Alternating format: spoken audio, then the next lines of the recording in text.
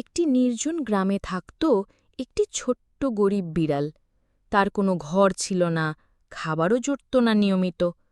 গ্রামের মানুষজন যখন গরম ভাত খেত তখন সে দূর থেকে তাকিয়ে থাকত, কিন্তু কেউ তাকে ডেকে খেতে দিত না। মাঝে মাঝে সে ময়লার ঝুড়িতে খাবারের খোঁজ করত। শীতের রাতে সে কাঁপতে কাঁপতে কোনো দোকানের বারান্দায় আশ্রয় নিত। বৃষ্টি নামলে ভিজে যেত পুরো শরীর।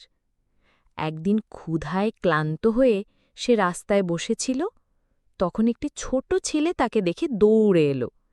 ছেলেটি নিজের হাতে থাকা বিস্কুট ভেঙে বিড়ালটিকে খেতে দিল।